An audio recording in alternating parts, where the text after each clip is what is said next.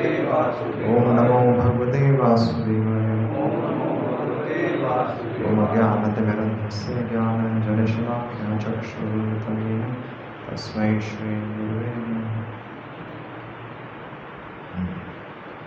Shrimad Bhagavatam first canto 6th chapter और हम shloka number 20 पे।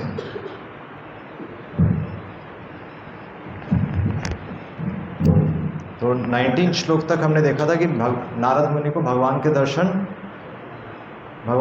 हुए थे और वो एकदम से भगवान गायब हो गए। और हमने डिस्कस किया था कि भगवान स्वतंत्र हैं और इसलिए भगवान अपने अनुग्रह से ही भगवान दर्शन देते हैं और स्वतंत्र होने के नाते भगवान फिर वहाँ से गायब भी हो गए।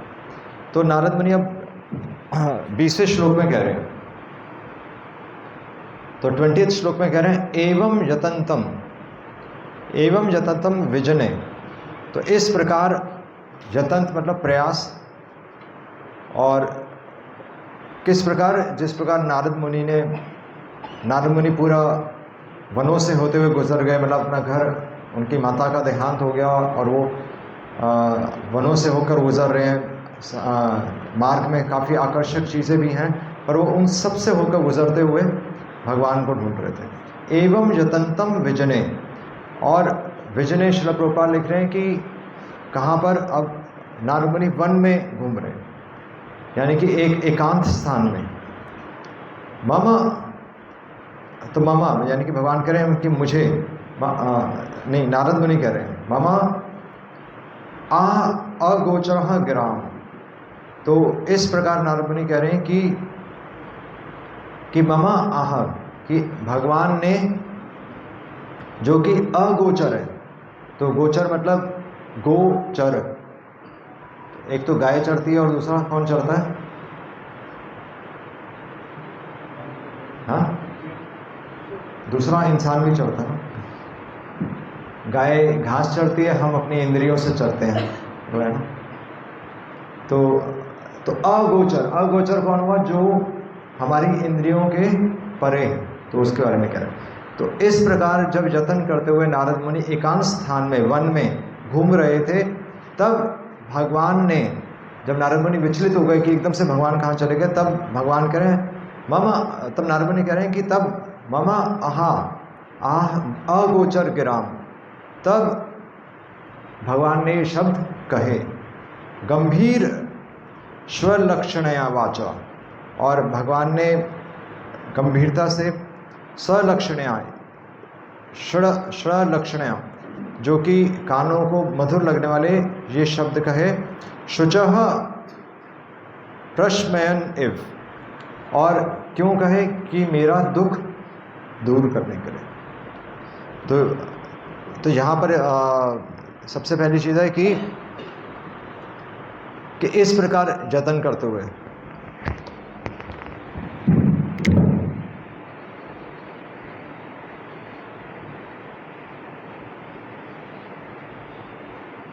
तो जीवात्मा को प्रयास करते रहना पड़ेगा। और नारद मुनि अभी कहाँ पर थे, ये याद रखना पड़ेगा, वन में थे।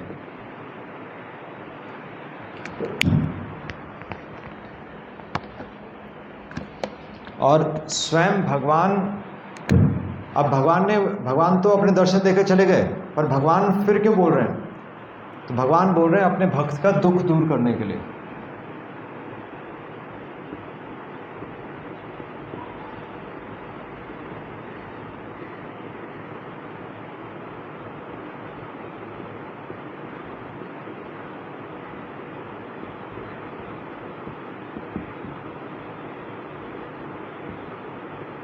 यानी कि भगवान हमारे बारे में सोच रहे हैं, भगवान भी हमारे बारे में सोचते हैं, मतलब एक्चुअली भगवान ही हमारे बारे में सोचते हैं। हम अपने बारे में सोचते हैं, उससे तो हम अपना नुकसान करते हैं। पर भगवान ने ये शब्द नारद मुनि को सांत्वना देने के लिए अब कहे, और क्या कह रहे हैं नेक्स्ट श्लोक में, हंत अस्मिन जन्मानि। तो नेक्स्ट श्लोक 21st श्लोक देखिए, हंत अस्मिन जन्मानि भवान की। तो ये बहुत इंपॉर्टेंट श्लोक है।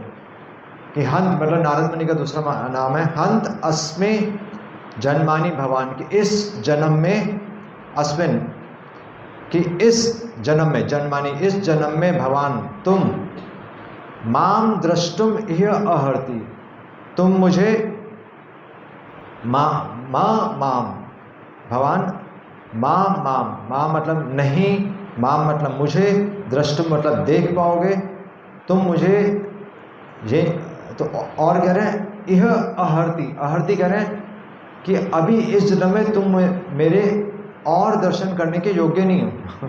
भगवान ये सीधा यही कह रहे हैं, भगवान कह रहे हैं कि तुम योग्य, नारद मुनि को कह रहे हैं, मतलब नारद मुनि जो कि जिनकी माता का देहांत हो गया और भगवान को प्राप्त करने के लिए जंगलों में निकल गए और जंगल में सुंदर सुंदर वनों को छोड़ते हुए और कठिनाइयों को पार करते हुए जब भगवान के दर्शन हुए और भगवान के दर्शन लुप्त हो गए, उसके बाद भगवान शब्द कह रहे हैं कि तुम मेरे दर्शन करने के लिए और मेरे दर्शन करने के लिए योग्य नहीं, तो क्या रह गया? तो ये नारद मुनि बताएंगे कि क्या रह गया। तो भगवान कह रहे हैं, ये नोट करने वाला श्लोक है, ये बार बार पढ़ने वाला श्लोक है, अविपक्व कि इमैच्योर, अभी तुम परिपक्व नहीं हो, अविपक्व कषायाम, तो कषायाम कह रहे हैं, कषायाम मतलब अभी भी तुम्हारे अंदर संसार की इच्छाएं हैं।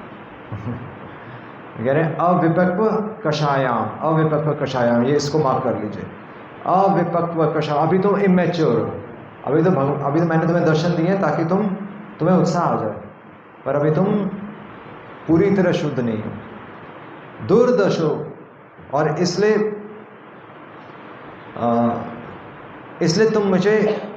मेरे दर्शन तुम्हें अभी दुर्लभ हो रहे हैं, दुर्दशो अहम, मेरे दर्शन तुम्हें दुर्लभ हो रहे हैं, और क्यों? कुयोगी नाम, क्योंकि तुम अभी,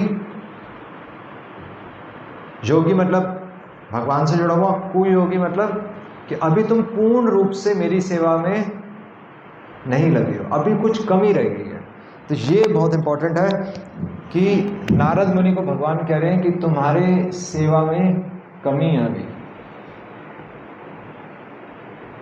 सेवा में कमी है, इसीलिए मेरे दर्शन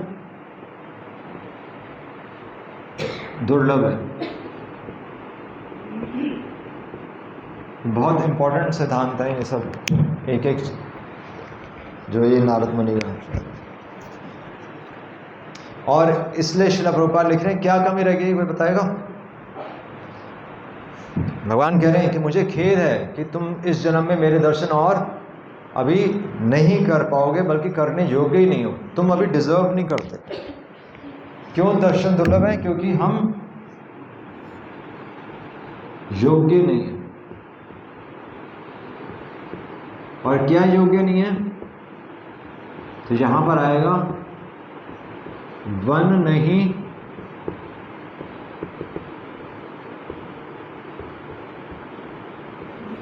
उपवन, ये आप याद कर लीजिए। तो नारद मुनि कहाँ पर थे? वन में थे ना। तो भगवान कह रहे हैं कि वन को छोड़ो भाई, संसार में वापस आओ, मेरे नाम का प्रचार करो। भगवान कह रहे हैं, इसलिए नारद मुनि, आप देखिए नारद मुनि घूम घूम का प्रचार करते हैं ना, नारद मुनि एक जगह नहीं बैठते। इसलिए श्रील प्रभुपाद इसके तात्पर्य में लिख रहे हैं ये पॉइंट, इसलिए मंदिर में आना घर में बैठ कर भजन करने से कहीं ज़्यादा उत्तम है, क्योंकि मंदिर में आकर एक्चुअली हम संसार को फेस करते हैं और वास्तव में प्रचार होता है। भगवान का प्रचार करना अपने भजन से कहीं ऊपर है, ये पॉइंट आ रहा है। ये बहुत इंपॉर्टेंट कंसेप्ट है कि अपने भजन से ऊपर है प्रचार। अपना भजन मत देखो, मतलब अपना भजन मत, ठीक है, अपने एक अनुभव लाने के लिए तो भजन करना ही होता है, वो तो हम सब करते ही हैं, पर वहाँ तक रुकना नहीं। जब भगवान के नारद मुनि ने सेवा भी की और ज्ञान भी लिया साधुओं से, और फिर उसके बाद नारद मुनि ने संसार को भी छोड़ा, पर जब भगवान के दर्शन हो गए तो भगवान कह रहे हैं अब वापस आ जाओ, क्योंकि दूसरों का भला करो। तो अपने भजन से ऊपर क्या है? प्रचार। ऐसे मतलब भगवान के दर्शन जब जैसे ही कोई अनुभव आया आप उसको बांटिए, पॉइंट है। ये बहुत इंपॉर्टेंट कंसेप्ट है। इसलिए कह रहे हैं कि कुयोगी नाम कि अभी तुम सेवा में इनकम्प्लीट हो। और 22 नंबर श्लोक में कह रहे हैं सकृद यद दर्शितम, और सकृत केवल एक ही बार तुम्हें मेरे दर्शन हुए। सकृत यद दर्शितम रूपम, तुम्हें मेरे रूप के दर्शन केवल एक बार हुए। सकृत यद दर्शितम रूपम एतद कमाए ते अनग, और बल्कि उससे केवल एक बार दर्शन मैंने क्यों दिए, ताकि एतद कमाए ते अनग, ताकि तुम्हारी इच्छा में मुझे प्राप्त करने की इच्छा और बढ़ा सकूं। एतद कमाए ते अनग, हे जो तुम जो पाप से मुक्त हो, और मत कामः शनकई साधु, और इस प्रकार मेरे को प्राप्त करने की इच्छा और प्राप्त करो। और इसलिए जब हम कह रहे हैं कि वन नहीं उपवन, तो एक्चुअली भगवान की इच्छा क्या है कि हम संसार के लोगों को बाहर निकालें। और आप कुएं से किसी को बाहर कब निकाल पाएंगे? हाँ, जब आप कुएं से बाहर। तो ये सवाल ही पैदा नहीं होता कि हम मतलब हमें अपने बारे में तो सोचना ही है, जन्म सार्थक करी कर पर, दोनों चीज़ें साथ में चलेंगी। ऐसा भी नहीं है कि हम शुद्ध होने का इंतज़ार करते हैं, क्योंकि प्रभुपाद के मिशन से हम देख ही सकते हैं, प्रभुपाद ने सबको पहले दिन से सेवा में लगाया और पहले दिन से ही प्रचार में लगा। और बल्कि प्रभुपाद ने एक 5 साल की छोटी बच्ची थी उस समय, सरस्वती, तो प्रभुपाद ने बोला क्या ये प्रचार कर सकती है? प्रभुपाद ने पूछा बताओ कि कृष्ण कौन है, तो उसने बोला कृष्ण भगवान। उसने प्रभुपाद ने कहा कि देखो वे प्रचार कर सकते हैं। तो अगर हमें सिर्फ इतना भी बताए कि कृष्ण भगवान है, तो हम भगवान का काम कर सकते हैं। और इसलिए यहाँ पर कह रहे हैं कि इसलिए भगवान को देखना, इसलिए भगवान के दर्शन, कौन सा श्लोक है? 22 नंबर। इसलिए भगवान के वास्तविक दर्शन कब होंगे?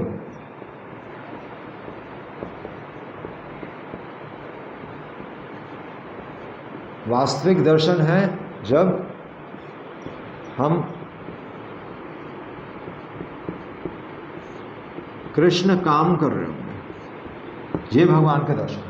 क्योंकि भगवान के नाम में और भगवान के काम में कोई, बल्कि भगवान के रूप में कोई डिफरेंस नहीं है। इसलिए भगवान का काम करना भगवान के दर्शन करना ही है। जो इस स्टेज पे पहुंच गया, तभी तो श्रील प्रभुपाद कह रहे हैं कि जो सड़कों पर, तो फॉरेनर्स के लिए कह रहे थे कि मेरे जो डिसाइपल्स हैं जो सड़कों पर भगवान के लिए पुस्तक बांट रहे हैं, तो वो वृंदावन के पंडों से कहीं ऊपर है, प्रभुपाद ने बोला था। और इसलिए कह रहे हैं मत कामा शनकई, इस प्रकार मेरे को प्राप्त करने के, मेरा जब काम करोगे तब क्या होगा? सर्वान मुंचति हृद शयान, तब तुम्हारे सारे मन में जो सांसारिक इच्छाएं वो जाती रहेंगी, अपने आप चली जाए। और 23 नंबर श्लोक में कह रहे हैं सत सेवया अदीर्घया अपि, और इस प्रकार सत्य की सेवा करके, यानी कि मेरी इच्छा समझ के, सत सेवया अदीर्घया, बहुत जल्द ही, अदीर्घया अभी, जाता मई दृढ़मति, मेरे अंदर तुम्हारी मति दृढ़ हो जाएगी, तुम्हारी इंटेलिजेंस फिक्स हो जाएगी। जाता मई दृढ़मति हित्वा अवद्यम इमम लोकम, और हित्वा मतलब इस छोड़कर, क्या छोड़कर? अवद्यम अपि, इस संसार में जो घृणित चीज़ें हैं, हित्वा अवद्यम इमम लोकम, इस संसार में जो घृणित चीज़ें, गंता मत जनताम असी, तुम बल्कि मेरा संग प्राप्त करोगे, इस संसार की घृणित चीज़ों को छोड़कर तुम मुझे प्राप्त करोगे। तो तुम्हारी इंटेलिजेंस, ये ऐसा करके क्या होगा? भगवान कह रहे हैं तुम्हारे अंदर दृढ़ता आ जाएगी और तुम्हारी इंटेलिजेंस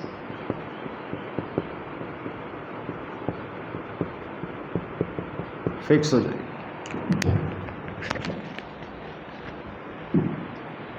और 24 नंबर श्लोक में कह रहे हैं मतिर्मयी निवेद्यम, कि इस प्रकार जब तुम्हारी बुद्धि मुझ में फिक्स हो जाएगी, मतिर्मयी निर्बध्यम, कि जो हम बद्ध अवस्था में हैं तो उससे संसार में बद्ध अवस्था में होता है, पर निबद्ध यानी कि इस प्रकार जब तुम एंगेज होगे, न विपद्येत करिचित, और तुम कभी भी न विपद्येत, तुम बल्कि कभी भी अलग नहीं होगे, करिचित प्रजा सर्ग निरोध अपि, और सृष्टि और प्रलय, चाहे सृष्टि हो चाहे प्रलय हो रही हो, क्या होगा, स्मृतिश्च मद अनुग्रह, तुम्हें मेरा स्मरण आता रहेगा। इस प्रकार आगे तुम्हारी बुद्धि स्थिर होगी, चाहे सृष्टि हो रही हो चाहे प्रलय हो रही हो, तुम्हें मेरा स्मरण आता रहेगा। ये भगवान का गिफ्ट है। मद अनुग्रहात, भगवान कह मेरी कृपा से तुम्हें मेरा स्मरण आएगा। इस प्रकार जब तुम्हारी बुद्धि फिक्स होगी।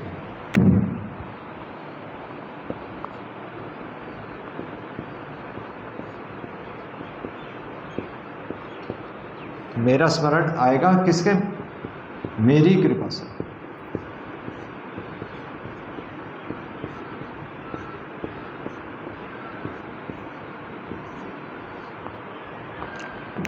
तो ये बहुत, तो आज हम क्लास में आज हम इतना ही डिस्कस करेंगे। आज अभी मीटिंग हुई है, तो ये इम्पोर्टेंट है इसमें कि हमें अपने केवल अपने भजन के बारे में नहीं सोचना। ये सब हम क्यों समझ रहे हैं, ताकि हम खुद को बाहर निकालें। और खुद को क्यों बाहर निकालना है, या कृष्ण प्रेम हम क्यों कहते हैं हमें प्राप्त करना है, ताकि हम दूसरों की भी मदद कर सकें। अपने घर में बैठ के भजन करने से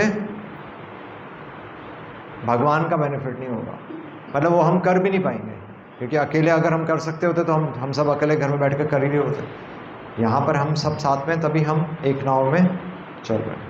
हरे कृष्णा कृष्णा कृष्णा हरे हरे, हरे राम राम राम हरे हरे। श्रील प्रभुपाद की। कोई प्रश्न? ठीक है, हरे कृष्ण।